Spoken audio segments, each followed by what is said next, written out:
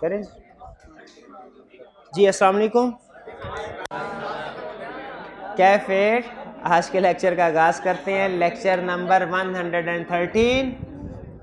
आज के लेक्चर में हम प्रीवियस असाइनमेंट डिस्कस करेंगे, case studies chapter review engagement की और क्वालिटी कंट्रोल वाले चैप्टर्स की, और फिर उसके बाद आईटी के कुछ कंसेप्ट डिस्कस करेंगे आईटी कंट्रोल्स के हवाले से। होम असाइनमेंट नोट कर लीजिए आज की, तो आपके ये रिटर्न भी करनी है, आपने रिटर्न लिखा हुआ है ये वाली कि चेक होगी, बिल्कुल होगी, चेक क्यों नहीं होगी। हाँ जी, ये वॉल्यूम 2 के क्वेश्चंस हैं, ये आपने कुछ सफ़ेद होते हैं लहदा रजिस्टर, कहीं कोई सफ़ेद ले लें क्या। असाइनमेंट आपने करके आनी है कल। जो रजिस्टर आपने असाइनमेंट वाले सबमिट करवाए हैं कल सुबह आपको मिल जाएंगे। कोई और रजिस्टर होगा ना कि दुनिया से ही उठ गए रजिस्टर सारे, कोई ना कोई होगा। चलिए तो अभी चलते हैं केस स्टडी की तरफ। सबसे पहले रिक्वायरमेंट का पढ़ के बताइए किस चैप्टर का क्वेश्चन है।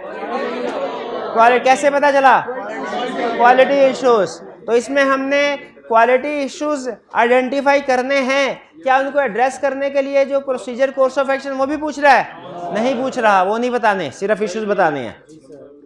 ठीक है, ये ना हो कि प्लानिंग में मेरे से गलती हो गई, मैंने एक रिस्क आइडेंटिफाई नहीं किया और आप सोल्यूशन में उस रिस्क को भी आइडेंटिफाई कर लें और फिर उसको एड्रेस करने के लिए प्रोसीजर भी लिख दें। ऐसे नहीं करना।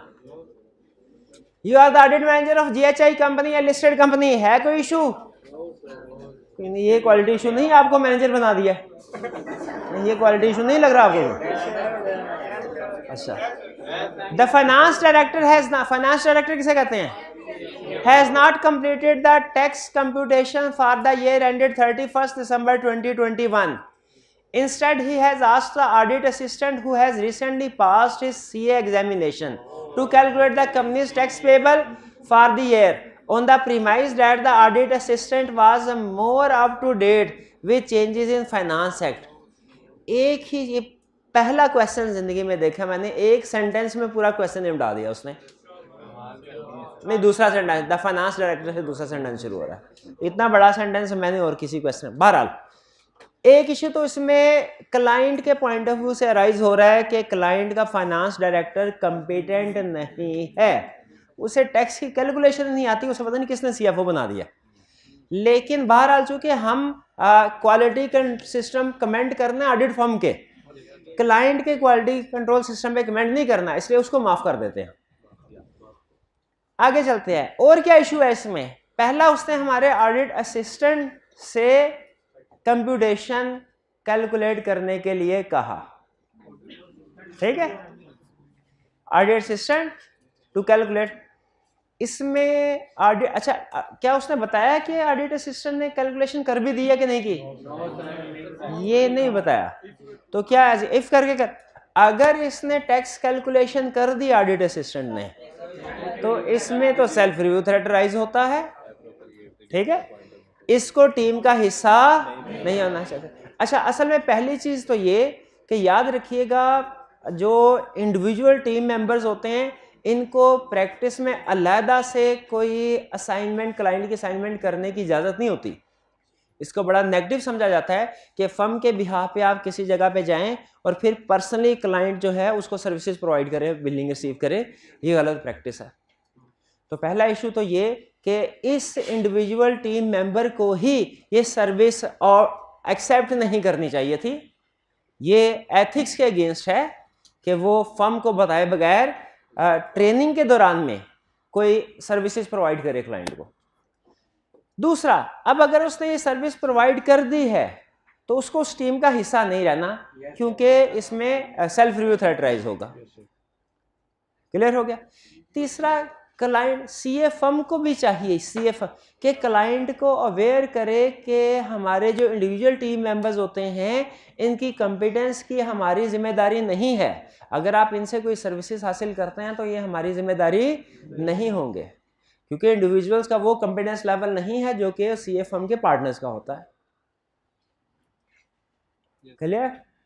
और इसमें एक कमेंट और भी हम ये कर सकते हैं कि ये इश्यूज जो आइडेंटिफाई किए हमने क्वालिटी कंट्रोल इश्यूज, ये इंडिकेट करते हैं कि फर्म का क्वालिटी सिस्टम ठीक नहीं है, ये अच्छे तरीके से कम्युनिकेट नहीं हुआ टीम मेंबर्स को। तो इसकी कम्युनिकेशन या implementation with in the firm इसको इंश्योर करना चाहिए। ये कुछ 2-3 हमने क्वालिटी इश्यूज आइडेंटिफाई किए। कौन कौन से इश्यूज थे?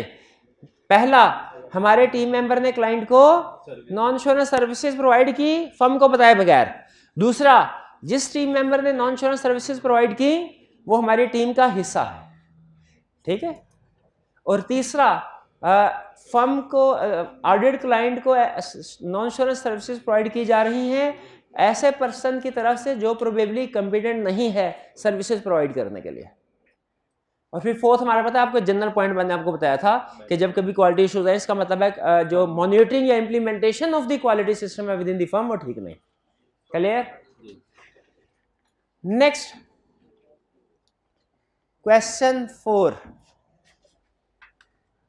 क्वेश्चन 4 में क्या कह रहा है जी? लंबा question. You have been assigned as audit manager on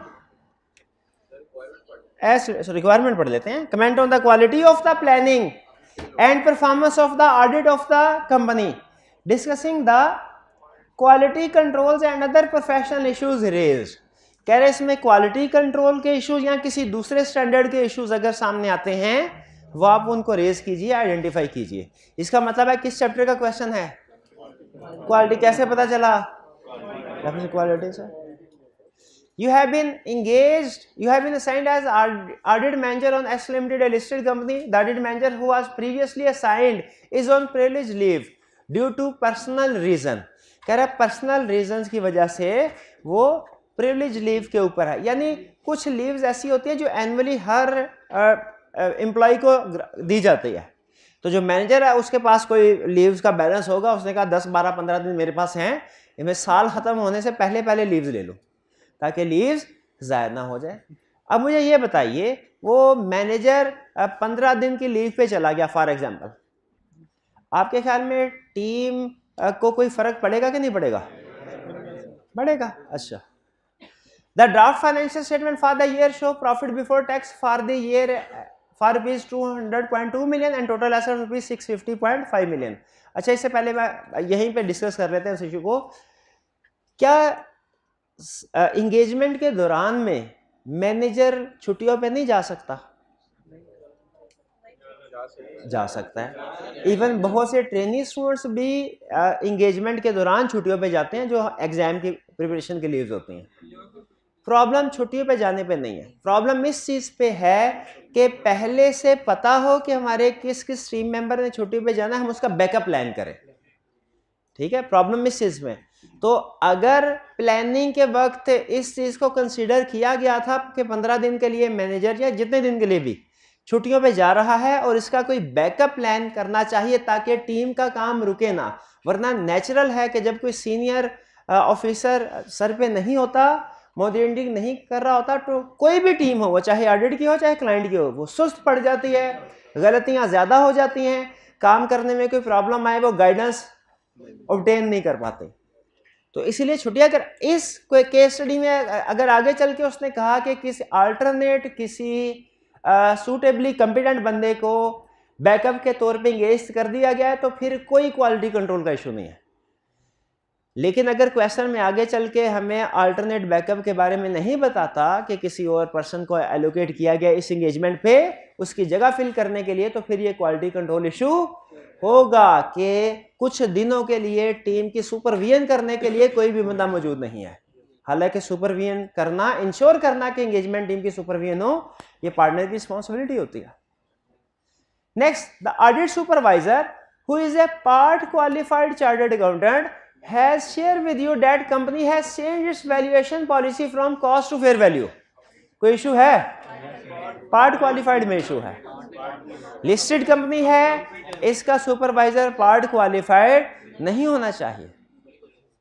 ठीक है, इसमें वो असाइनमेंट ऑफ टीम का इशू आ गया। दो इशू सामने आ गए हमारे, एक लीव वाला जिसका कोई बैकअप नहीं है और दूसरा एक कंपिटेंस वाला। फिर उसने कहा चेंज किया है, तो ठीक है चेंज किया कॉस्ट से फेयर वैल्यू पे, ये हमारे लिए एक सिग्निफिकेंट मैटर है क्या? बिल्कुल, इसकी डॉक्यूमेंटेशन भी होनी चाहिए, इसके ऊपर क्वालिटी कंट्रोल रिव्यूअर से डिस्कशन भी होनी चाहिए, और इसको हम की ऑडिट डायरेक्टर्स को भी कम्युनिकेट करना चाहिए, और उसको की ऑडिट मैटर में भी इंक्लूड करना चाहिए। करते हैं? आगे देखते हैं उसने क्या किया। उसने कहा this was not identified at planning as a high risk area. इसे कोई हाई रिस्क एरिया नहीं समझा गया था। बताइए समझा जाना चाहिए था कि नहीं? क्यों रिवैल्यूएशन एक सिग्निफिकेंट मैटर होता है। क्या इसमें सिग्निफिकेंट रिस्क होता है? बिल्कुल। तो इसका मतलब प्लानिंग भी ठीक तरीके से नहीं की गई। तीसरा इशू इस क्वेश्चन में क्या आया कि प्लानिंग सही नहीं हुई। एक ऐसा इशू जिसको हाई रिस्क कंसीडर करना चाहिए था, सिग्निफिकेंट रिस्क कंसीडर करना चाहिए था, उसे हाई रिस्क कंसीडर नहीं किया गया। आगे क्या कहते हैं? The valuation of performed by an external firm of valuers. इसमें कोई इशू है नहीं, ये तो बल्कि अच्छी बात है। अगर क्लाइंट ने एक्सटर्नल वैल्यूअर्स को अपॉइंट किया है तो इसका मतलब प्रोबेबली ये ऑब्जेक्टिव होंगे। अगर सिर्फ हमें इतना पता चल जाए एक्सटर्नल वैल्यूअर है तो मेरा ख्याल है ऑब्जेक्टिविटी को चेक करने की जरूरत नहीं होती। नहीं, अगर एक्सटर्नल वैल्यूअर है फिर भी जरूरत है। इंटरनल वैल्यूअर हो ना, इंटरनल, तो फिर जरूरत नहीं है। फिर उसके इंटरनल वैल्यूअर हो तो उसकी ऑब्जेक्टिविटी को चेक करने की जरूरत नहीं है, क्योंकि पहले दिन ही पता चल गया ये इंडिपेंडेंट नहीं है। इसको तो रिलाई नहीं करना, पहले दिन ही पता चल गया। हाँ, एक्सटर्नल वैल्यूअर जो है वो मे बी और मे नॉट बी इंडिपेंडेंट, तो उसकी ऑब्जेक्टिविटी को वैल्यूएट करने की जरूरत है। क्या सिर्फ ऑब्जेक्टिविटी को वैल्यूएट करेंगे? कॉम्पिटेंस को भी? क्या सिर्फ कॉम्पिटेंस और ऑब्जेक्टिविटी को चेक करेंगे? एडिक्वेसी ऑफ वर्क को भी वैल्यूएट करना है। देखते हैं उन्होंने क्या किया है। मेरा ख्याल है सारे काम किए होंगे उन्होंने, किए होते तो केस में थोड़ी उनका जिक्र आता। The audit manager and the team has not heard of their name before. उन्होंने इसका नाम ही कभी नहीं सुना। Audit supervisor said that on their website it has been mentioned that they have some very well known companies as their clients. Supervisor भी उसने website पे सिर्फ देख लिया, उसने कहा मैं देख लूँ क्या है? वेबसाइट के ऊपर उसने के उनके पास कुछ बहुत अच्छे क्लाइंट्स हैं, सर बड़ी अच्छी फर्म लग रही है क्या इनके पास। वेबसाइट के ऊपर क्या कोई कंट्रोल होता है कि क्या इंफॉर्मेशन लिखी जा रही है क्या नहीं लिखी जा रही? कोई कंट्रोल नहीं है। ठीक है, नॉर्मली आपको मैं बता दूं, नॉर्मली वेबसाइट डेवलपर्स होते हैं वो कुछ ऐसे थीम यूज़ करते हैं जो पहले से बने बनाए स्टैंडर्डाइज होते हैं। उसमें कुछ टेम्पलेट्स होते हैं, उसमें बिला वजह के कोई ऐसे नाम, कोई पर्सन्स, उनकी तरफ से स्टेटमेंट्स, रिकमेंडेशंस होती हैं जो कि कहीं भी एग्जिस्ट नहीं कर रहे होते। बहरहाल वो कह रहा है sir very well known companies है, this information has not been substantiated from any other source. अच्छा, इस इंफॉर्मेशन का भी किसी और सोर्स से पता नहीं चला। इसका मतलब क्या है? एक्सपर्ट, अभी आपको ये सारे 2-3 सेंटेंस में क्या बताया कि जिस एक्सपर्ट ने इनकी वैल्यूएशन की है उसका कुछ पता नहीं है, वो कहां से आया, किधर गया, वो कुछ नहीं, उसका नाम भी नहीं किसी ने सुना में। तो अच्छा, इसके आगे क्वेश्चन साइलेंट है, क्वेश्चन साइलेंट है, तो इसका मतलब है बाकी की सारी चीजें उन्होंने ठीक कर दी होंगी। उस एक्सपर्ट को ढूंढ लिया होगा, उसकी कॉम्पिटेंस भी वैल्यूएट की होगी, ऑब्जेक्टिविटी भी वैल्यूएट की होगी, एडिक्वेसी। भाई क्वेश्चन साइलेंट है तो सारे ये अज्यूम ना करें। अगर ये सारा काम हुआ होता तो क्वेश्चन में उसने जिक्र क्यों किया उसका? ठीक है, क्वेश्चन में बाज़ औक़ात इंफॉर्मेशन को साइलेंट रखता है, हमारी जजमेंट पे क्वेश्चन डाल देता है कि मैं देखता हूँ स्टूडेंट इसको अच्छा समझते हैं, अज्यूम करते हैं कि प्रोफेशनल स्केप्टिसिज्म की बेस पे कमेंट करते हैं कि ये सर्कमस्टेंसेस किसी गड़बड़ को इंडिकेट कर रही हैं। ऑडिट फर्म को चाहिए कि इस एक्सपर्ट की competence, objectivity, adequacy of work को भी वैल्यूएट करें। प्रोफेशनल इशू का जब वर्ड आएगा तो हम प्रोफेशनल इश्यूज का मतलब है स्टैंडर्ड आईएसए से रिलेटेड, जो किसी आईएसए में डिस्कस हुआ है। जैसे यहाँ पे जो 2 आईएसए का उसने जिक्र किया हुआ है, एक रिस्क असेसमेंट का स्टैंडर्ड जो ये कहता है कि रिस्क असेसमेंट होनी चाहिए और इसने सही रिस्क असेसमेंट नहीं की, और दूसरा एक एक्सपर्ट वाला स्टैंडर्ड। ठीक है, आपके लिए ये जो है ना professional issues, quality control issues, इन सब में कोई फर्क होना जरूरी नहीं है। इनका मतलब यही है कि भाई क्वेश्चन में जहां पे जो भी इशू है ना वो हाईलाइट करो, क्वेश्चन में कहीं पे जो भी इशू है वो हाईलाइट करो। ठीक है, उस बाजू से इवन अगर सिर्फ वो प्रोफेशनल इश्यूज भी कह देता ना तो हम क्वालिटी के सारे इश्यूज आइडेंटिफाई करते हैं। इशू का लफ्ज आ गया, इशू का लफ्ज हमारे लिए अहम है, प्रोफेशनल है, क्वालिटी है, इससे गर्ज नहीं। क्लियर? इशू डिस्कस, कितने इश्यूज थे? दो कह रहे हो, चार ही कह रहे, बता फिर कौन कौन से? वैल्यूअर के वर्क पे सही काम नहीं ना, वैल्यूअर को वैल्यूएट किया गया ना उसके वर्क की एडिक्वेसी को। एक कॉम्पिटेंस भी हो गया, ठीक है हो गया। पार्ट क्वालिफाइड बंदा था, शाबाश, 2 सुपर। कंप्यूटर हो गया यार, कितनी दफा है?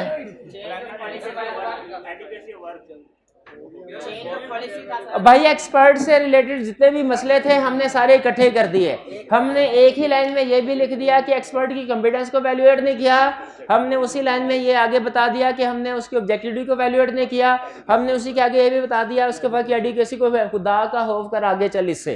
वैल्यूएशन वाले एरिया को एक मिनट है जा सर वो कॉस्ट फेयर वैल्यू पे गया है, उसकी उसने मतलब कि हाई रिस्क एरिया वो हाँ कॉस्ट से रिवैल्यूएशन पे गया है, इसको हाई रिस्क एरिया असेस करना चाहिए था जो उसने नहीं किया। और पार्ट क्वालिफाइड अच्छी ताजा ताजा ऐसे करके आया मुझे लगता है, एक ही हेडिंग को बार बार बदल के। प्रॉफिट भी दिया हुआ है और लिस्टेड कंपनी का बात भी की हुई है, वो इसलिए ताकि पता चले आपको ये बड़ी कंपनी है, बड़ी कंपनी है, इसमें 2-4 बंदों के साथ या आई.कॉम बी.कॉम वाले बंदों के साथ काम नहीं चलना, ये टीम की तादाद भी सफिशिएंट होनी चाहिए, जो सफिशिएंटली एक्सपीरियंस हो, क्वालिफिकेशन भी हो उसकी। इस क्वेश्चन में कोई इशू? नेक्स्ट, ये क्वेश्चन कौन सा है? डिस्क्राइब हाउ द प्रैक्टिशनर, अच्छा प्रैक्टिशनर का वर्ड किस चैप्टर में यूज है? रिव्यू में। Should address the above issue and the implication it may have on the review report of interim financial information. Review report से कंफर्म हो गया review का। इंटरम फाइनेंशियल इंफॉर्मेशन का मतलब क्या है? हाँ ये लगता है 6 महीने। ये देखिए ऑडिट तो होता है ना साल का, ठीक है, रिव्यू साल का भी हो सकता है, साल से कम। वैसे प्रैक्टिकली ऑडिट भी साल से कम पीरियड का भी हो सकता है कुछ खास सर्कमस्टेंसेस में, लेकिन उसको छोड़ें। हमें इससे क्या इंटरम है कि पूरे साल का रिव्यू है, हमें तो रिव्यू से गर्ज है, रिव्यू एंगेजमेंट है ना, इसके ऊपर रिव्यू एंगेजमेंट के असूल लगेंगे। क्या एड्रेस द अबव इशू, ये भी बताना है कैसे एड्रेस करेगा, यानी प्रोसीजर वगैरह, और इम्प्लीकेशन रिपोर्ट। तो प्रोसीजर वगैरह में तो हम यही बता देंगे कि inquiry, analytical and other review procedure. अगर कोई रिस्क आइडेंटिफाई हो जाए इंक्वायरी या एनालिटिकल प्रोसीजर से, तो बताइए क्या रिव्यू में मजीद प्रोसीजर परफॉर्म कर सकते हैं कि नहीं और फिर वो प्रोसीजर वही होंगे जो ऑडिट के थे। Karim and Company Chartered Accountants are engaged in the review of interim financial information of Babar Textile Mills Limited for the half year ended June 30, 2008। कोई काम की इंफॉर्मेशन नहीं है रूटीन की। The increase in oil and energy prices and currently inflationary trend prevailing in the country has resulted in substantial losses and the company's outlook is negative। ये तो लगता है ताज़ा तक आजकल का ही क्वेश्चन बना है। ऑयल प्राइसेस भी बढ़ रही हैं, एनर्जी प्राइसेस भी बढ़ रही हैं, इन्फ्लेशन भी बढ़ रही है। अच्छा और क्या कह रहे हैं? More over in view of recessionary pressure being faced by the US and many of the European union economies, some of the large customers in those countries have not renewed their orders and many other are expected to follow। बड़े बड़े customers भी हमारे हाथ से निकल गए। ये है किस्सा। अच्छा 2008 में भी इसी तरह की सिचुएशंस आई थी जिस तरह की ये कोरोना की, और कोरोना के बाद से पूरी दुनिया में इकोनॉमी सिचुएशन आ रही है। अब तो खैर काफ़ी सिचुएशन बेहतर हो गई है। 2008 में क्रेडिट क्राइसिस, क्रेडिट क्रंच आया था, इसलिए उसमें भी तकरीबन सिमिलर आपको लग रहा होगा शायद आजकल के हालात की बात कर रहा है। बारह आगे चलते हैं। Consequently The company has decided to lay off 40% of its workforce gradually over the next few months.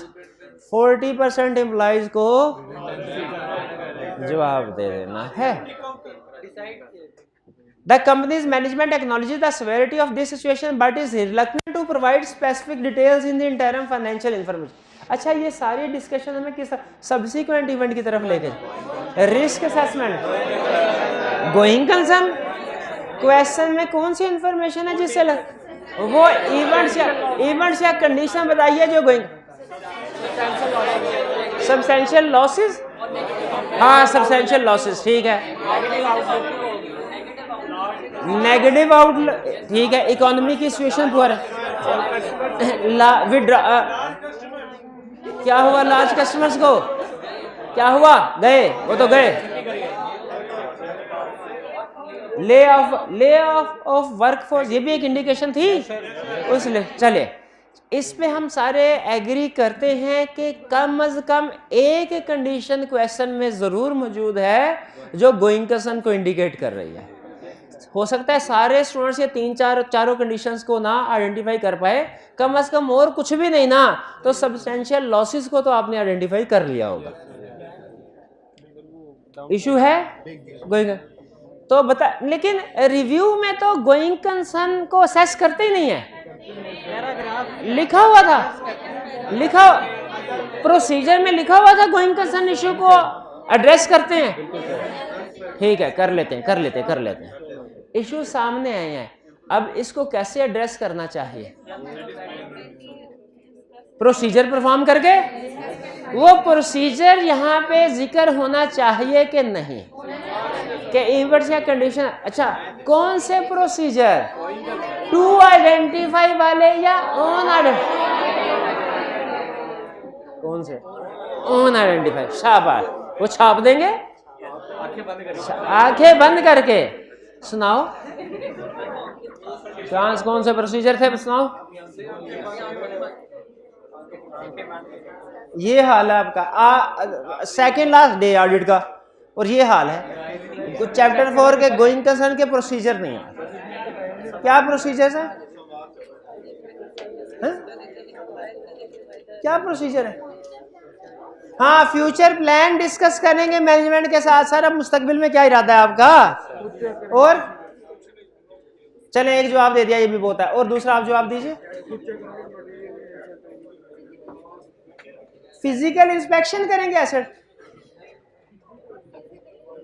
Feasibility देखेंगे. किसकी फिजिबिलिटी?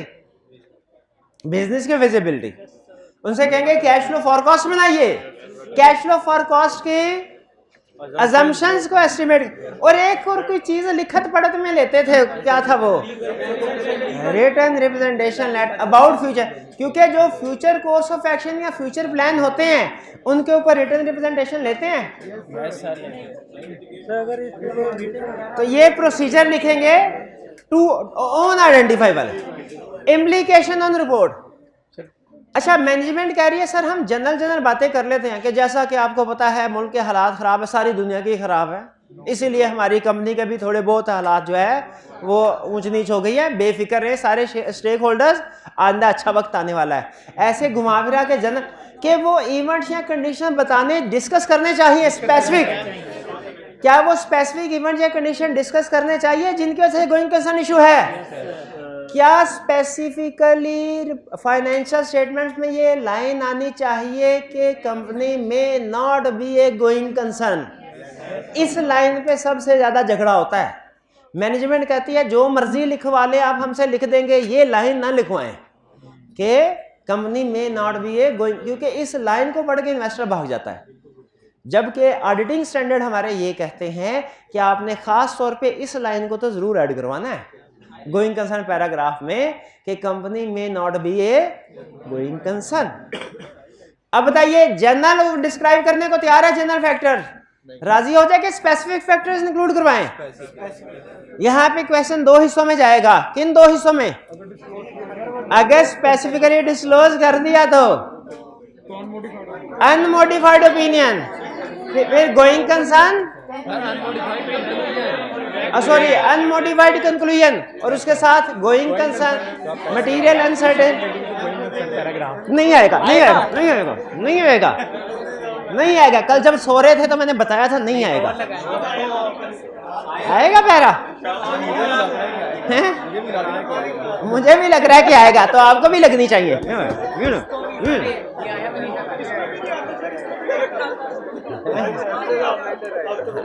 अब तो बिल्कुल भी नहीं आएगा।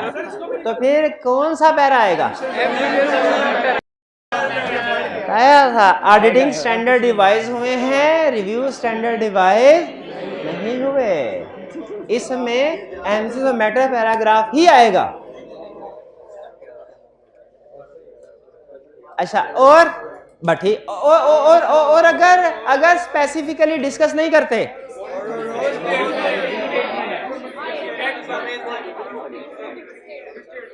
शाबाश, तो क्या होगा? क्या होगा अगर मैनेजमेंट स्पेसिफिकली डिस्कस नहीं करती तो? मॉडिफाइड ओपिनियन, ये मिस स्टेटमेंट होगी। मैनेजमेंट करेक्ट नहीं करती तो मॉडिफाइड ओपिनियन, हाँ मॉडिफाइड कंक्लूजन। हाँ शाबाश शाबाश। अगर इफेक्ट मटेरियल है तो मैंने मॉडिफाइड का वर्ड एग्जाम में लिखने से सख्ती से मना किया हुआ आपको। बोलने चालने में बाज़ का जल्दी में मॉडिफाइड का वर्ड यूज कर देता, मना किया आपको। If effect is material, qualified conclusion. If effect is pervasive, adverse conclusion. Auditor shall also explain nature of misstatement in basis for adverse conclusion paragraph. Practitioner. ठीक है, क्वेश्चन 1 क्लियर हो गया जी। अब जो अगला क्वेश्चन है, इस पे तो उसने रिपोर्टिंग इम्प्लीकेशन के ऊपर क्वेश्चन पूछा था ना, रिव्यू की रिपोर्ट के ऊपर। हमने रिपोर्ट भी पढ़ी थी, लेकिन ज्यादा फोकस उसका प्रोसीजर के ऊपर होता है, आपको पता है। रिपोर्टेशन के क्वेश्चन में ज्यादातर, तो ये नेक्स्ट क्वेश्चन प्रोसीजर का है, जिसमें आपसे ये कंसेप्ट टेस्ट करना चाह रहा है कि क्या आपको पता है कि ऑडिट के प्रोसीजर और रिव्यू के प्रोसीजर में क्या फर्क होता है? क्या फर्क होता है? प्रोसीजर कम होते हैं, इसमें लिमिटेड प्रोसीजर होते हैं। लिमिटेड प्रोसीजर से क्या मुराद है? कौन से होते हैं? Inquiry, analytical and other. यानी और कौन से प्रोसीजर नॉर्मली नहीं होते? टेस्ट ऑफ कंट्रोल और टेस्ट ऑफ डिटेल। याद रखें, अगर इंक्वायरी और एनालिटिकल प्रोसीजर से तसल्ली हो जाए और कुछ दूसरे जैसे गोइंग कंसर्न पे पूछ लें, सब्सिक्वेंट इवेंट पर, तो फिर कोई प्रोसीजर मजीद परफॉर्म नहीं करने। लेकिन अगर इंक्वायरी और एनालिटिकल प्रोसीजर से फर्दर इशू सामने आए तो याद रखें फिर वो सारे, क्योंकि अब इशू सामने आ गए है ना, अब तो आंखें बंद नहीं कर सकते, अब वो सारे प्रोसीजर परफॉर्म करने पड़ेंगे। जैसे गोइंग कंसर्न वाले एग्जांपल सामने आए, नॉर्मली हम क्लाइंट से पूछते हैं इंक्वायरी और एनालिटिकल प्रोसीजर से, और कोई गोइंग कंसर्न का इशू सामने नहीं आता, तो हम जो प्रोसीजर ऑडिट में पढ़े थे ना, टू आइडेंटिफाई वाले प्रोसीजर, वो परफॉर्म नहीं करते। रिव्यू में going concern indicators, going concern issues identify करने वाले प्रोसीजर परफॉर्म, लेकिन अगर वो आपको याद है वो 5-6 प्रोसीजर थे जिसमें वो इंटरम फाइनेंशियल रिपोर्ट्स को पढ़ना था, बोर्ड ऑफ डायरेक्टर्स के मिनट्स को पढ़ना था, मिनट्स ऑफ द, हाँ जी बिल्कुल, वो इंस्पेक्शन में आता है, इंस्पेक्शन में वो टेस्ट ऑफ डिटेल में चले जाता है वो प्रोसीजर।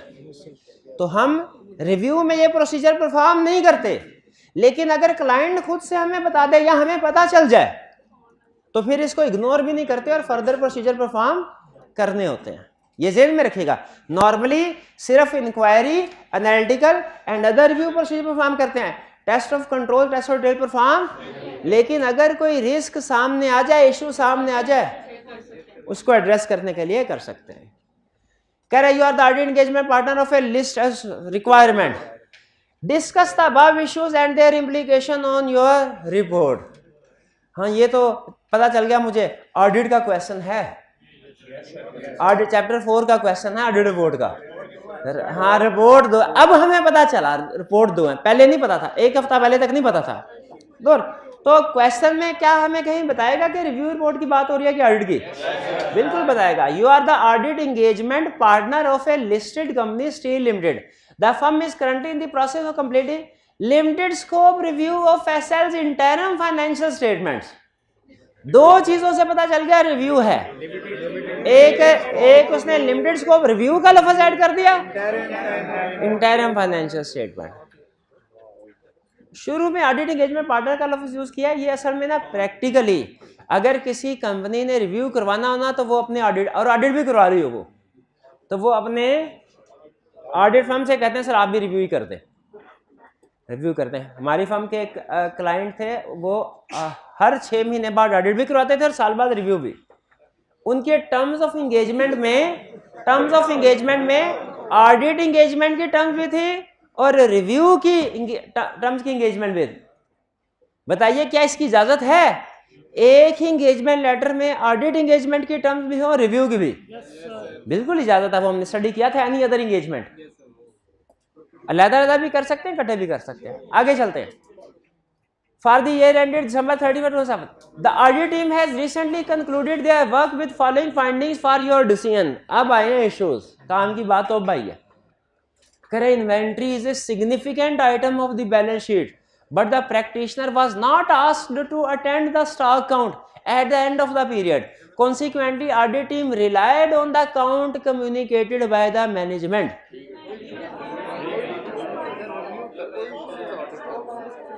स्टॉक काउंट करना टेस्ट ऑफ डिटेल प्रोसीजर है, इंक्वायरी या एनालिटिकल प्रोसीजर में तो शामिल नहीं है ना, ये रिक्वायर्ड नहीं है। लेकिन उसने बाकी के प्रोसीजर का भी जिक्र नहीं किया। तो हम कहेंगे अगर inquiry and analytical procedure perform हो चुके हैं और उनमें कोई इशू सामने नहीं आया तो फिर एविडेंस ऑब्टेन हो गया, स्टॉक काउंट करना लाजमी नहीं है। स्टॉक काउंट करना लाजमी नहीं है भैया पास इफ के साथ। क्योंकि इफ क्यों लिखा? क्योंकि उसने हमें इंक्वायरी एंड एनालिटिकल प्रोसीजर के बारे में नहीं बताया कि वो भी परफॉर्म हो गए हैं कि नहीं हो गए। उसने सिर्फ एक चीज को डिस्कस किया। हाँ, मैं भी यही कह रहा हूं, अगर इंक्वायरी और एनालिटिकल प्रोसीजर परफॉर्म हो गए हैं और उनमें कोई मसला गड़बड़ सामने नहीं आया तो ठीक है, स्टॉक काउंट करने की जरूरत नहीं है। लेकिन अगर इसी इफ के साथ लेकिन अगर इसी क्वेश्चन में वो ये कहता कि आपने आगे फर्दर आपने पिछले साल के साथ कंपेयर किया और आपको पता चला कि इस साल 30% स्टॉक का बैलेंस ज्यादा है और कुछ ऐसी लोकेशन पे भी स्टॉक शो हो रहा है जिस पे पिछले साल स्टॉक मौजूद नहीं था,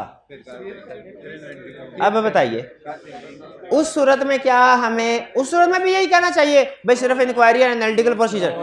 भाई एनालिटिकल प्रोसीजर का मतलब ही यही होता है कोई रिस्क है तो आइडेंटिफाई हो जाए। अगर कोई रिस्क आइडेंटिफाई हो रहा है तो फिर तो जाहिर है लाजमी आगे कुछ ना कुछ करना है, ठीक है। वो तो अगर एनालिटिकल प्रोसीजर से कोई रिस्क सामने ना आए फिर रिव्यू में बात खत्म करते हैं, लेकिन ऑडिट में तो फिर भी फर्दर सब्सटेंटिव प्रोसीजर भी करते हैं ना। ऑडिट में याद रखिए सब्सटेंटिव प्रोसीजर में हमारी 2 एग्जांपल थी, याद है? एनालिटिकल प्रोसीजर और टेस्ट ऑफ डिटेल्स। नॉर्मली हर एरिया में दोनों प्रोसीजर होते हैं ऑडिट में, लेकिन रिव्यू में सिर्फ analytical procedure, test of detail normally.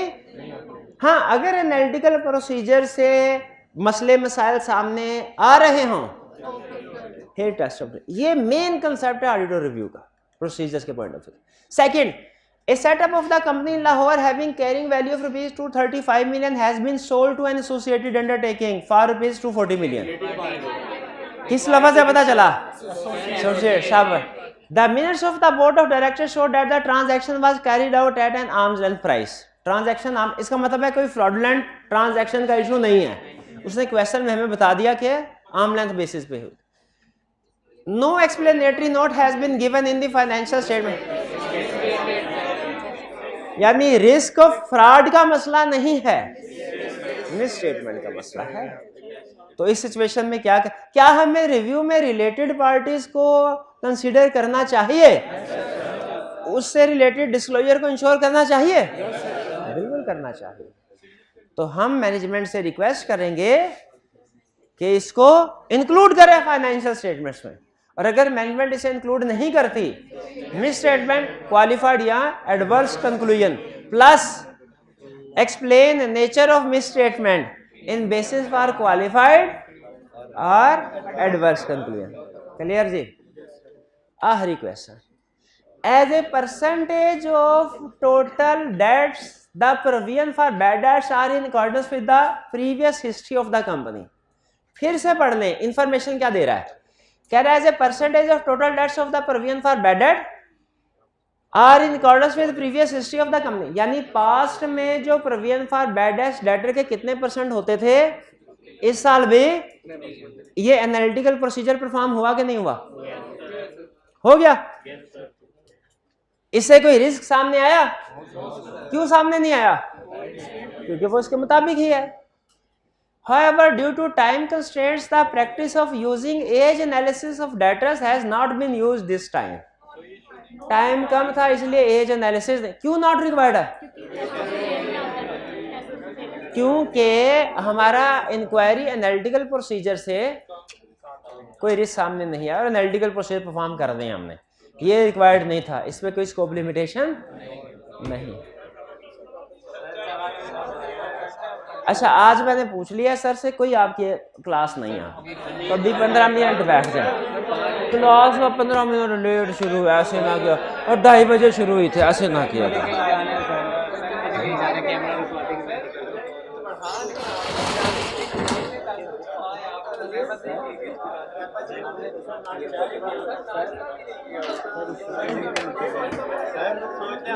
Sir मेरी इमोशनल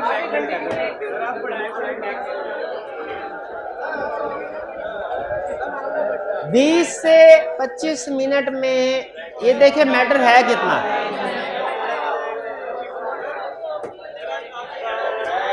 अच्छा नहीं, क्या मेरे लिए क्या होगा? मैं आधे घंटे की 20 मिनट का लेक्चर है और आधे घंटे की ब्रेक दे दूं?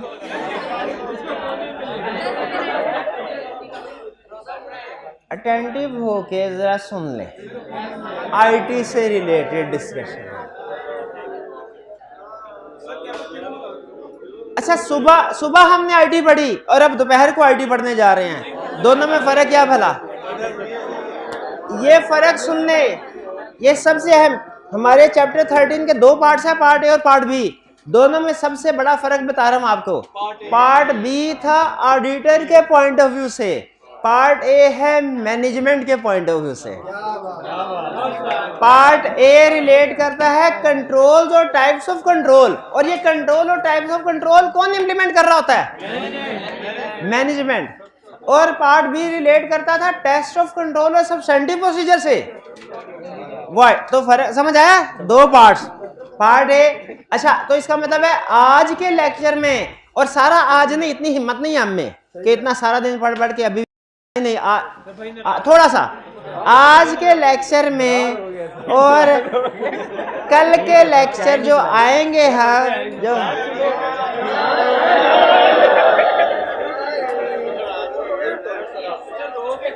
दिल तोड़ के जा रहे हैं आप हमें, ऐसे छोड़ के जा रहे हैं आप हमें, फिर भी नहीं रुका। मुतमिन है, मुतमिन है, आज ही कोशिश कर देगी मैंने, नहीं बात।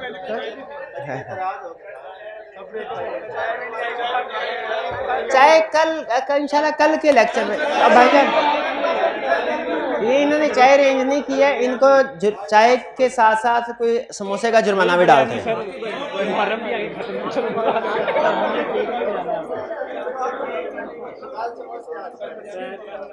अभी आते आते भी फिर आपको 1 घंटा बैठना पड़ेगा, फिर बैठ जाएंगे। चैप्टर 13 कंट्रोल को डिस्कस करता है। 2 पार्ट्स हैं, पार्ट ए और पार्ट बी। पार्ट ए किससे रिलेट करता है? पार्ट बी किससे? ऑडिटर से। भाई दोनों आईटी सिस्टम यूज करते हैं ना, दोनों। अच्छा, अगर मैनेजमेंट आईटी सिस्टम यूज करेगी तो उसे कुछ कंट्रोल्स बिल्ड करने चाहिए अपने आईटी सिस्टम में। किसी भी आईटी सिस्टम में याद रखें 3 तरह के कंट्रोल्स होते हैं और वो आपने पढ़े हुए हैं। कौन से? Preventive, detective, corrective. Preventive control कौन से होते हैं? एरर को अकर होने से रोकते हैं। डिटेक्टिव कंट्रोल कौन से है? जो एरर अकर हो जाए उसे आइडेंटिफाई करते हैं। करेक्टिव जो आइडेंटिफाई हो जाए उनको ठीक करना हो। ठीक है, अच्छा सुनिए, मुझे बताइए, अब मुझे बताइए सारी एग्जांपल आईटी की, ये कंसेप्ट आईटी पे भी अप्लाई होता है, मैनुअल कंट्रोल्स पे भी। मैनुअल कंट्रोल भी 3 तरह के होते हैं। एग्जांपल सिर्फ आईटी की शेयर करें या कुछ इक्का दुक्का मैनुअल भी, ताकि कंसेप्ट पक्का हो जाए। मैनुअल की, अच्छा बताइए, ऑथोराइज, हर एक्सपेंस से पहले उसकी ऑथोराइजेशन होती है, कौन सा कंट्रोल है? प्रिवेंटिव। रिकंसिलिएशन बनाई जाती है ताकि बैंक, बैकअप पॉलिसी इंप्लीमेंट की गई है ताकि कभी फाइल्स करप्ट हो तो रिस्टोर हो सके। बैकअप प्रिवेंटिव है कि करेक्टिव है?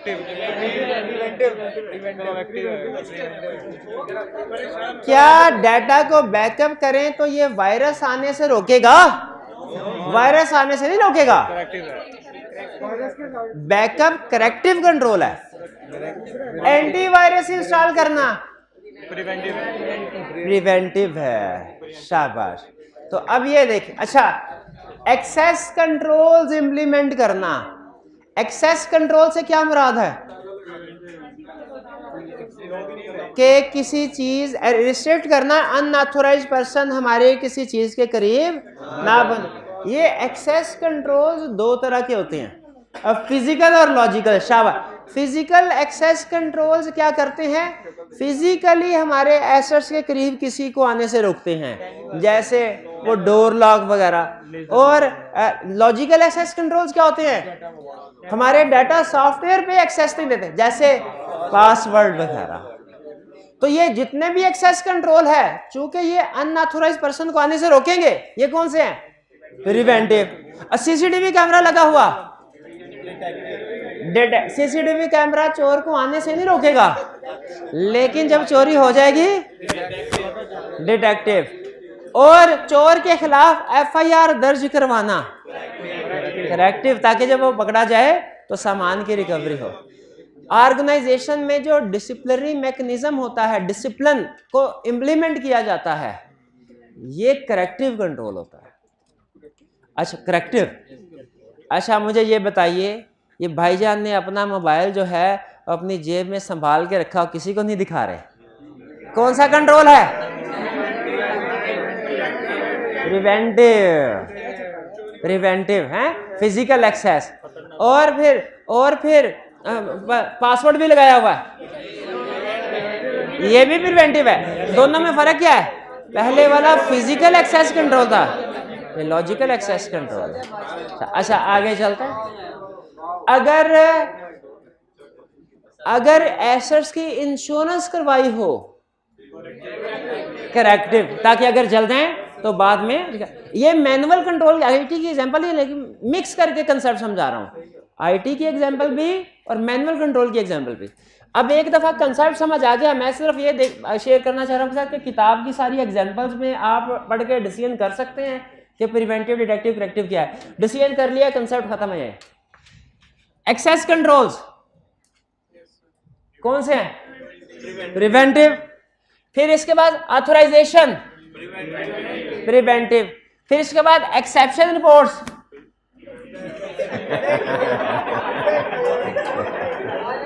इतना आसान नहीं आई क्या? एक्सेप्शन रिपोर्ट्स क्या होती हैं? वो कोई ना कोई वायलेशन ऑफ कंट्रोल्स को इंडिकेट कर रही होती है। जैसे हमने वो अभी सुबह की एग्जांपल में पढ़ा था, टेस्ट डाटा में, पेरोल में। हाँ जी बिल्कुल। सेग्रीगेशन ऑफ ड्यूटीज, ताकि एक ट्रांजैक्शन में एक से ज्यादा लोग इन्वॉल्व होंगे ना, अगर कोई एक गलती करेगा भी तो वो फाइनल रिकॉर्ड होने से पहले कोई दूसरा बंदा आइडेंटिफाई कर लेगा। सेग्रीगेशन ऑफ ड्यूटीज, ये रिकॉर्ड करने से पहले आइडेंटिफिकेशन हो जाती है, सेग्रीगेशन, इसीलिए प्रिवेंटिव है। Exception report, reconciliation, review of logs. Logs पता है क्या होते हैं? लॉग रिकॉर्ड, इवेंट्स या ट्रांजैक्शन का रिकॉर्ड, ये लॉग। ये सर ना पुराने ज़माने में एक टर्म निकली है, जब वो आज कुछ सैकड़ों साल पहले समंदर में बहरी जहाज़ जाते ना, तो समंदर में कौन से उधर कोई बोर्ड लगे होते हैं कि ये इधर को जाएंगे तो ये बरकत मार्केट आ जाएगी, इधर जाएंगे मॉडल डाउन आए। तो क्या करते थे वो कैप्टन जो होते थे वो लॉग मेंटेन करते थे कि इतनी देर इस स्पीड पे ट्रैवलिंग करे तो ये जजीरा आता है, इस जजीरे से दाएं को मुड़ना, इस तरीके से उन्होंने अब बुक मेंटेन करते थे, कहते थे लॉग बुक, जिसमें वो पूरे सफ़र के सारे हालातों वाक़यात का जिक्र करते थे, हैं कि समंदर में ये इस जगह पे ये बला घूम रही है, इसके गिर्द कोई ना है, लॉग बुक। यही कंसेप्ट एग्जैक्टली अभी भी यूज़ होता है कि आपने किसी भी चीज़ को प्रोटेक्ट करना हो ना, तो उससे रिलेटेड जितनी भी एक्टिविटीज़ हैं उनका लॉग मेंटेन करें। आप ICAP जाते हैं सेमिनार वगैरह के लिए, किसी पर्पज़ के लिए, आपका नाम वो रजिस्टर पे लिखता है, लाइब्रेरी तो जाते होंगे, कोई बंदा नाम रजिस्टर पे लिख, वो लॉग बुक है, उसे टेक्निकली लॉग बुक कहते हैं, जिसमें सिर्फ एक एक्टिविटी का रिकॉर्ड रखा जा रहा है। किस एक्टिविटी का, कौन कौन आया। लेकिन अगर हम IT सिस्टम की बात करें ना, IT सिस्टम में जो लॉग मेंटेन किया जाता है उसे सिस्टम लॉग कहते हैं।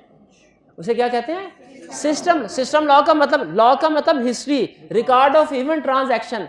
कौन सी इवेंट्स जो सिस्टम से रिलेटेड होंगे वो सिस्टम लॉग से मुराद सिस्टम में जो भी एक्टिविटी, जैसे किसने इसको एक्सेस किया, किसने पासवर्ड एंटर किया, गलत एंटर पासवर्ड किया, उसका भी रिकॉर्ड मेंटेन हो रहा होता है, किसने कब एक्सेस किया, कौन सी फाइल ओपन की, कौन सी फाइल में चेंज किया, कौन कौन सी वेबसाइट को विजिट किया, ICAP की वेबसाइट पे कितनी देर विजिट किया, फेसबुक यूट्यूब पे कितना विजिट किया, ये सारे रिकॉर्ड मेंटेन एक्टिविटीज मेंटेन हो रही होती है। ये तो आपको पता ही होगा,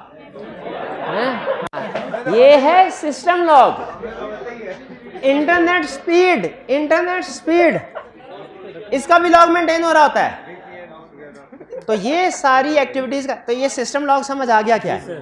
अच्छा, अगर सिस्टम लॉग समझ आ गया तो बताइए, सिस्टम लॉग इंश्योर करता है ऑडिट ट्रेल कंप्लीट हो। अब ये ऑडिट ट्रेल क्या भला है?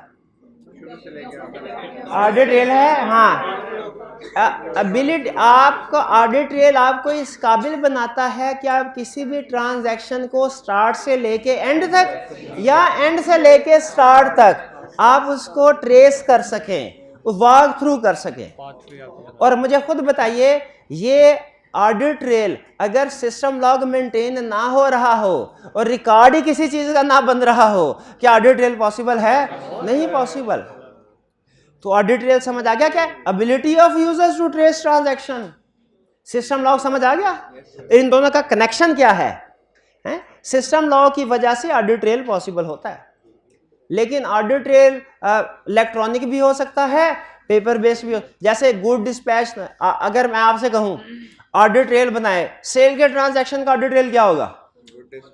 आप कहेंगे सर सेल इनवाइस GL में जो रिकॉर्ड हुई है, फिर उससे पीछे GDN से पीछे सेल्स ऑर्डर से पीछे रिक्विजिशन कस्टमर की, ये सारा ऑडिट ट्रेल है। अब कंप्यूटर इजाद होने से पहले भी ऑडिट ट्रेल होता था, ये पेपर बेस्ड होता था।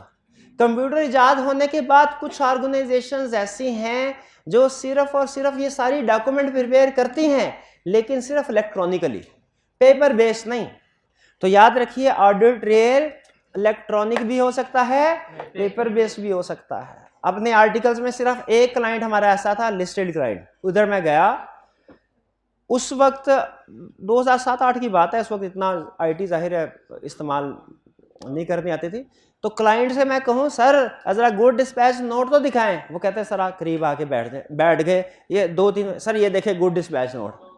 मैंने कहा ये कैसा गुड डिस्पैच नोट है, इसको प्रिंट तो निकाले। कहता सर पेपरलेस एनवायरनमेंट है, प्रिंट नहीं, ऐसे ही चेक कर लें। अब मैंने कहा इधर वो साइन ठपा शपा वो किधर है? कहता सर ये देखिए ऊपर लिखा हुआ है लॉगिन, तो ये जिसका लॉगिन हुआ है ये उसकी तरफ से अप्रूव्ड है। आपने अक्सर देखा होगा बाज़ बार मेडिकल रिपोर्ट्स होती हैं, उसके ऊपर लिखा हुआ this is computer generated report and does not require any authentication authorisation signature.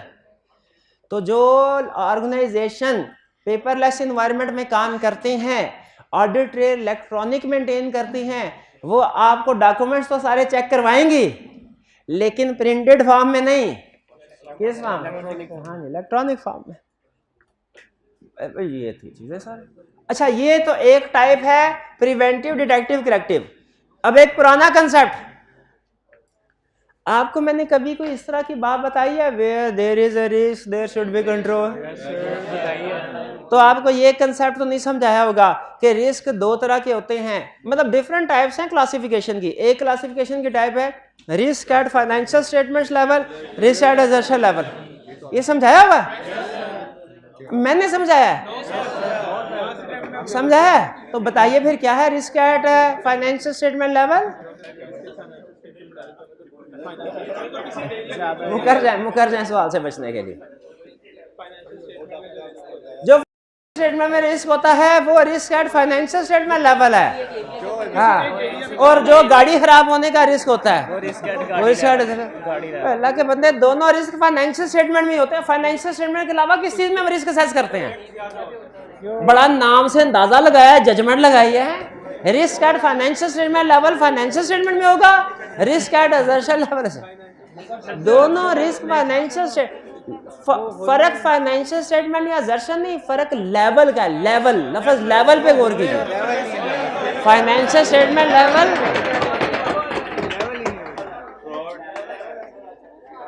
Assertion. अच्छा मुझे बताइए, जिस तरह रिस्क दो लेवल पे, एक वो रिस्क जो बहुत से एरियाज को, बहुत सी असर्शन को इफेक्ट करता है, रिस्क एट फाइनेंशियल, और एक वो रिस्क जो स्पेसिफिक असर्शन, रिस्क एट। उसी तरह कंट्रोल भी दो लेवल पे नहीं होने चाहिए। एक वो कंट्रोल जो स्पेसिफिक एप्लीकेशन, अच्छा आईटी की जबान में ना एप्लीकेशन एरिया को कहते हैं। तो अगर मैं कहूँ ना सेल्स एप्लीकेशन तो सेल्स एरिया, और अगर मैं कहूँ इन्वेंट्री एप्लीकेशन, तो वो कंट्रोल जो बहुत सी एप्लीकेशंस को इफेक्ट करते हैं वो है जनरल कंट्रोल, और वो कंट्रोल जो स्पेसिफिक एप्लीकेशन को इफेक्ट करते हैं वो है एप्लीकेशन कंट्रोल। जैसे वो application control specific application sales को, परचेज को, इन्वेंट्री को इफेक्ट करेंगे, बाकी एप्लीकेशन से उनका ताल्लुक नहीं है। और जनरल कंट्रोल सारी एप्लीकेशन को इफेक्ट कर रहे होते हैं। आपकी विंडो में कोई प्रॉब्लम आ जाए, चलते चलते क्रैश कर जाए, बताइए क्या सिर्फ एक जगह पे प्रॉब्लम है कि सारे सिस्टम में प्रॉब्लम? ये आपके जनरल कंट्रोल वीक है।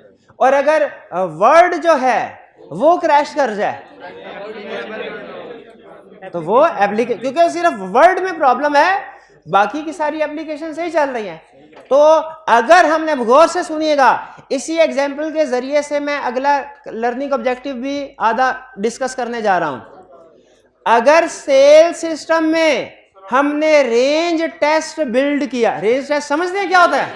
क्या? हाँ, पेरोल में, पेरोल एप्लीकेशन में रेंज टेस्ट अप्लाई किया ताकि अगर जो डाटा है वो स्पेसिफाइड रेंज से कम या ज्यादा हो तो आइडेंटिफाई हो जाए। ये एप्लीकेशन कंट्रोल है कि जनरल कंट्रोल? Application control. और अगर ऑर्गेनाइजेशन में रूल है कि कोई भी बंदा सिस्टम को एक्सेस नहीं कर सकता जब तक अपना यूजर नेम पासवर्ड ना डाल दे, जनरल कंट्रोल। शाबाश। अगर इन्वेंट्री के अंदर कंट्रोल है कि मिनिमम मैक्सिमम लेवल के एक ही लेवल रखते हैं कि मिनिमम लेवल से नीचे जैसे ही इन्वेंट्री का बैलेंस जाए एक्सेप्शन रिपोर्ट जनरेट हो जाए, ये एप्लीकेशन कंट्रोल। अच्छा जरा अब आपके साइंस का इम्तिहान, ये आप साइंसदान नहीं है? हाँ, केस स्टडी सॉल्व करते करते फिर मुझे क्यों लगता है कि आप साइंसदान हैं? जब आप केस स्टडी सॉल्व कर रहे होते हैं, जब आपके सॉल्यूशन लिख रहे होते हैं, तो उसको पता नहीं क्यों मुझे लगता है कि बड़े साइंस आर्टिस्ट। अच्छा चलें, मैं दो कंट्रोल बता रहा हूं, दोनों एप्लीकेशन कंट्रोल्स हैं लेकिन दोनों में फर्क है। बताना क्या? पेरोल एप्लीकेशन में कंट्रोल लगाया मिनिमम से कम और मैक्सिमम से ज्यादा नहीं होनी चाहिए, एक दोनों एंड पे कंट्रोल लगाया। और इन्वेंट्री पे कंट्रोल लगाया कि मिनिमम बैलेंस से कम नहीं होनी चाहिए इन्वेंट्री। बताइए क्या फर्क? हाँ, इसमें एक कंट्रोल है, इसमें दो। इसमें एक लिमिट में कंट्रोल लगाया, इसमें दो। जिसपे दोनों लिमिट्स अपर लोअर दोनों लिमिट, उसे कहते हैं रेंज टेस्ट। और जिसमें सिर्फ एक लिमिट पे कंट्रोल लगाया जाए, लिमिट है। अब मैं एग्जांपल देने लगा, आपने बताना ये रेंज टेस्ट है कि लिमिट टेस्ट है।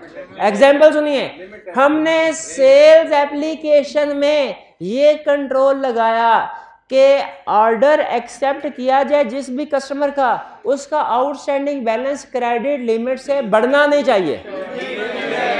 लिमिट टेस्ट, ये मैक्सिमम लिमिट पे कंट्रोल, बिल्कुल। तो ये एप्लीकेशन कंट्रोल है कि जनरल?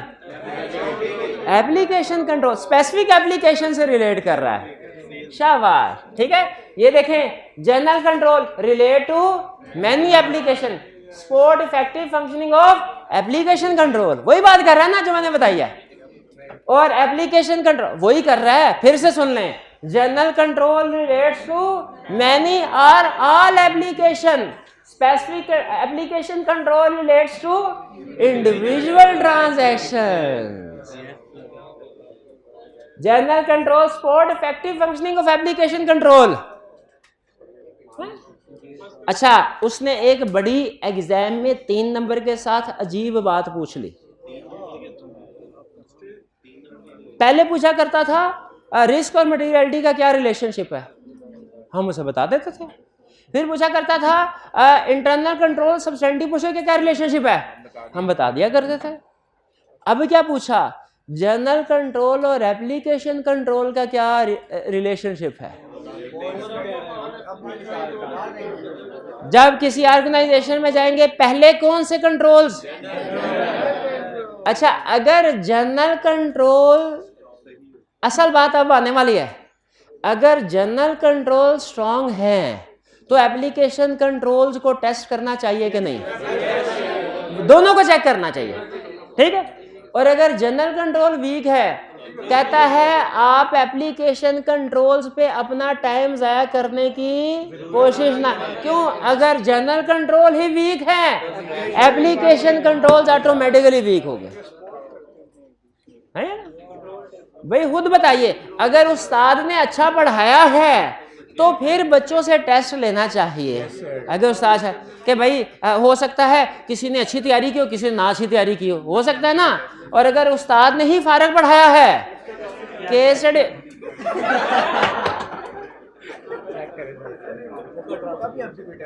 अच्छा, 2 रिस्क होते हैं, एक होता है ओवर ऑडिटिंग का, एक अंडर ऑडिटिंग का। एक एफिशिएंसी को इफेक्ट करता है कि ये पढ़ाया था ना सैम्पलिंग में। बताइए कौन सा रिस्क ज्यादा डेंजरस है, अंडर ऑडिटिंग का। शाबाश। तो 6 दिन, कल का दिन मिला, आने वाला दिन मिला के 6 दिन हो जाएंगे। 6 दिन ज्यादा पढ़ा दिया और 1 महीना पहले सिलेबस कंप्लीट करवा दिया, नहीं दोनों ही गलत हैं, लेकिन ज्यादा रिस्क किसमें है।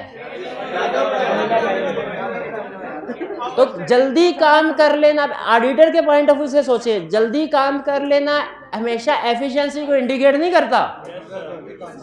हाँ जी, इसमें वो केस स्टडी नहीं की थी, उसने कहा पिछले साल की निस्बत इस साल तबाही फिरी थी कंपनी में, कंपनी के लोग छोड़ के चले गए थे, डॉक्यूमेंट्स का रिकॉर्ड बड़े डिस्टर्बिंग हालत में था। और सीनियर आके कहने लगा सर देखे मेरी एफिशिएंसी, मैंने पिछले साल से आधे वक्त में कंप्लीट कर लिया ऑडिट। याद है केस स्टडी? तो क्या रिस्क था, क्या रिस्क था, उसने भी ऑडिट कर लिया।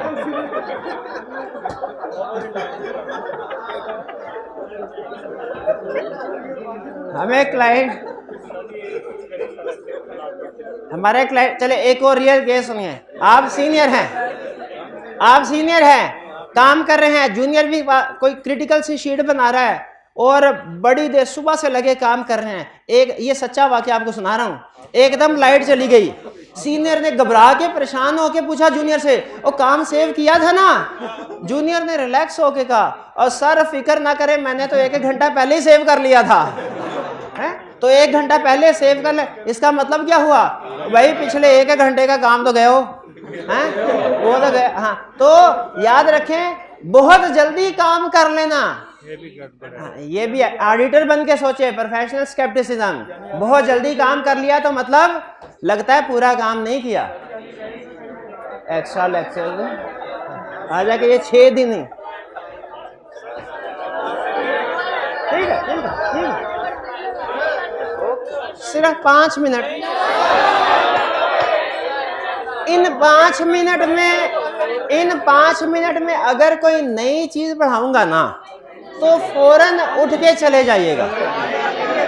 सिर्फ लिंक करवाना, लिंक तो करवाने ना। कोई भी सिस्टम एप्लीकेशन चलती है उसमें डिफरेंट स्टेजेस होती हैं, इनपुट, प्रोसेसिंग, आउटपुट। तो देखें एप्लीकेशन कंट्रोल्स की कैटेगरीज में इनपुट कंट्रोल्स होने चाहिए जो इंश्योर करें कि इनपुट ठीक हो रहा है। क्या प्रोसेसिंग कंट्रोल्स होने चाहिए जो इंश्योर करे सारी की सारी ट्रांजैक्शन प्रोसेस हुई है और सही प्रोसेस हुई है। प्रोसेसिंग कंट्रोल क्या इंश्योर करें, सारी की सारी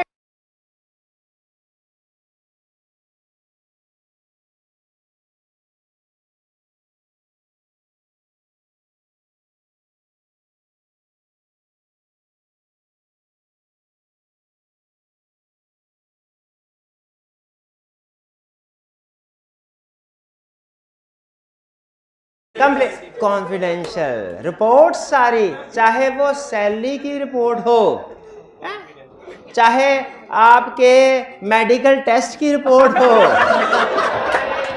कॉन्फिडेंशियल होनी चाहिए। सिर्फ ऑथोराइज्ड पर्सन के पास जाए, अनऑथोराइज्ड पर्सन के पास नहीं जाए। Master file and standing data. अच्छा, जो भी कोई एप्लीकेशन होती है ना, एप्लीकेशन चाहे सेल्स की हो, उसमें दो तरह का डाटा होता है। एक वो जिसे ट्रांजैक्शनल डाटा कहते हैं, एक वो जिसे मास्टर डाटा कहते हैं। ट्रांजैक्शनल डाटा वो होता है जो डे टू डे हर ट्रांजैक्शन के साथ चेंज होता है, जैसे इन्वेंट्री का बैलेंस। लेकिन कुछ डाटा ऐसा होता है जो ट्रांजैक्शन डाटा चेंज नहीं होता, जैसे रेट लिस्ट।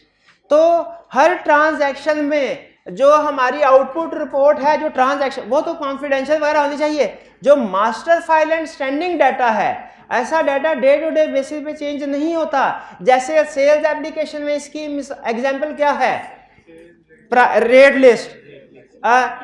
पेरोल एप्लीकेशन में इसकी मिसाल क्या है मास्टर फाइल स्टैंडिंग डाटा की, अमाउंट, सैलरीज। ठीक है, तो ऐसा डाटा जो है वो एक्यूरेट होना चाहिए और कंप्लीट होना चाहिए।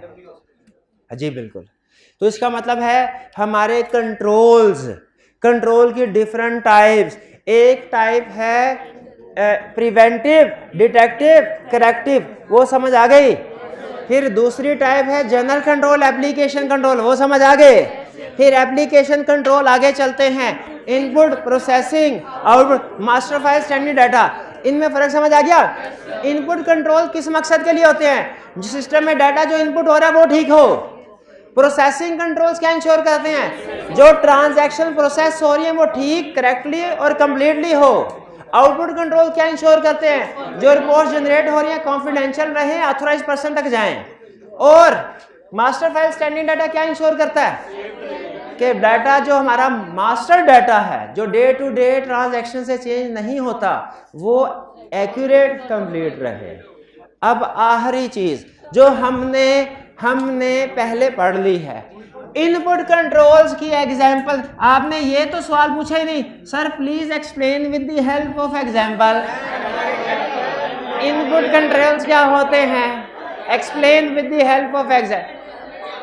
अच्छा एक मिनट हारे, अब आपकी जजमेंट इसमें एक मिनट हारे, मैं अपनी ईमानदारी से जो कभी नहीं करवाया और जो आप अभी समझ भी नहीं सकते वो नहीं करवाना। चेक डिजिट ये कल करवा दूंगा, इस पे टाइम ज्यादा लग, बाकी 2 मिनट में निमट जाएंगे अगर अटेंटिव हो के जवाब।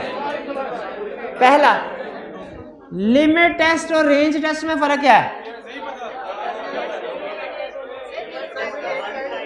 पेरोल शीट में हमने ये कंट्रोल लगाया कि मिनिमम और मैक्स, मिनिमम से कम ना हो, मैक्सिमम से ज्यादा, या रीजनेबल टेस्ट भी कहते हैं। और लिमिट टेस्ट सिर्फ एक लिमिट, लोअर यहां पर लिमिट पे कंट्रोल लगाया। चलिए सीक्वेंस चेक, ये क्या है कि आपकी documents pre numbered, sequentially pre numbered हो। हर अगली सेल इनवाइस पिछली सेल इनवाइस का नेक्स्ट नंबर हो, दरमियान में ब्रेक ना हो।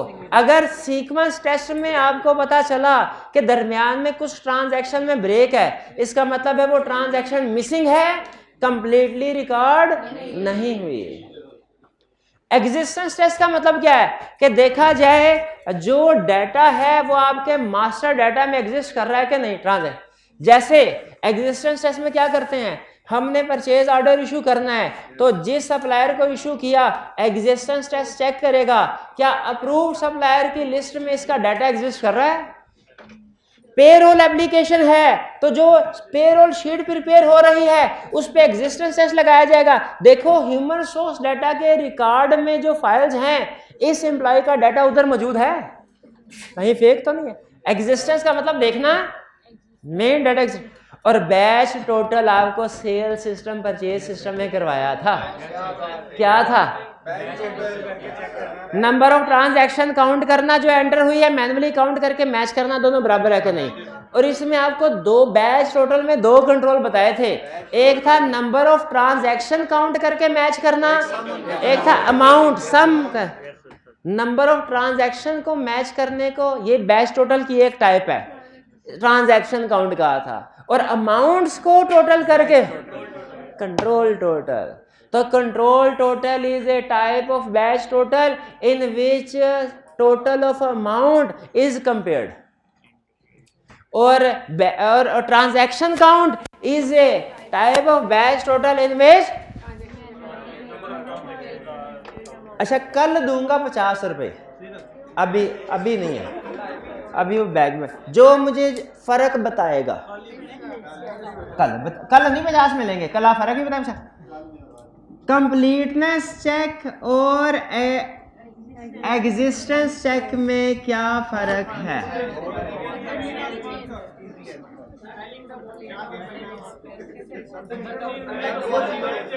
बताइए।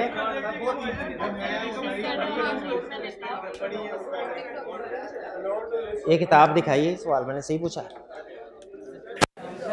कंप्लीटनेस चेक में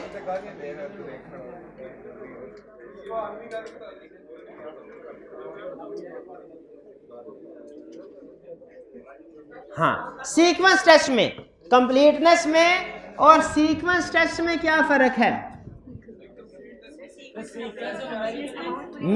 अच्छा आई कैप की केस स्टडी के मुताबिक सवाल पूछूं आपसे। आई कैप की केस स्टडी आपको बता, ऑर्गेनाइजेशन में जीआरएन सीक्वेंशली प्री नंबर्ड बनती है, ये कंट्रोल था। कुछ जीआरएन मिसिंग है और ये टाइमली आइडेंटिफाई नहीं हो सकी। कौन सा कंट्रोल मिसिंग है? Sequence check. अच्छा दूसरा, जीआरएन के अंदर लिखा हुआ है कि इसमें डिफरेंट कॉलम है, डेट का, सप्लायर का, कौन से परचेज ऑर्डर के अगेंस्ट सप्लाई आई है और क्वांटिटी क्या है। लेकिन उस समय कंट्रोल ये था कि सारी फील्ड्स पूरी होंगी तो जीआरएन प्रोसेस होगा, वरना नहीं। उसमें परचेज ऑर्डर वाली फील्ड मिसिंग, फिल नहीं हुई थी, लेकिन उसके बावजूद जीआरएन प्रोसेस हो गया। ये कंप्लीटनेस है। कंप्लीटनेस का ताल्लुक है एक ही फॉर्म के अंदर डिफरेंट फील्ड से कि वो कंप्लीटली फॉर्म फिल हुआ है कि नहीं। और सीक्वेंस का ताल्लुक है ट्रांजैक्शन से। अगर कोई एक पूरी की पूरी ट्रांजैक्शन ही गायब है, सीक्वेंस ट्रांजैक्शन सारी मौजूद है, उसके अंदर कोई रिक्वायर्ड फील्ड इंफॉर्मेशन नहीं थी। डुप्लीकेशन चेक, कभी एक्सेल पे काम करते हुए आपको लगा अभी 2-3 लफ्ज ही टाइप किए हैं और बाकी के उसने दोबारा खुद से हाईलाइट कर दिए। डुप्लीकेशन चेक इंश्योर करने के लिए कि कोई ट्रांजैक्शन उसी नंबर की दोबारा रिकॉर्ड। खुद बताइए, ये सारी चीजें पहले पढ़ी हुई थी कि नहीं?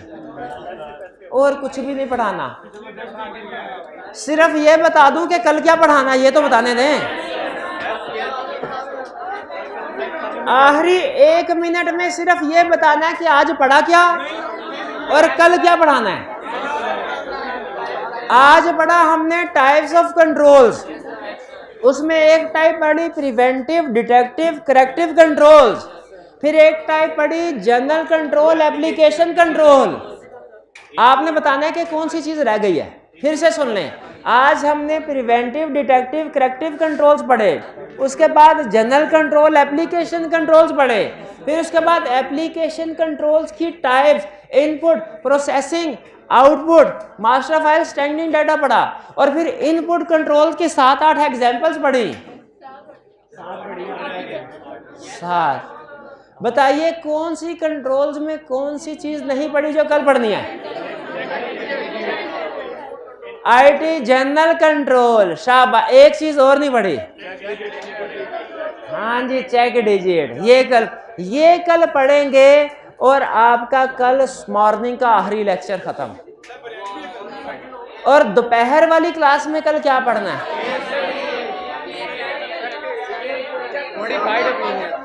मॉडिफाइड ओपिनियन की ड्राफ्टिंग, शाबाश, मॉडिफाइड। चलिए, अरबियन प्लान इंशाल्लाह कल क्लास में डिस्ट्रीब्यूट होगा, कल क्लास में करेंगे। आज का लेक्चर यहाँ पे खत्म करते हैं। अल्लाह हाफिज। जल्द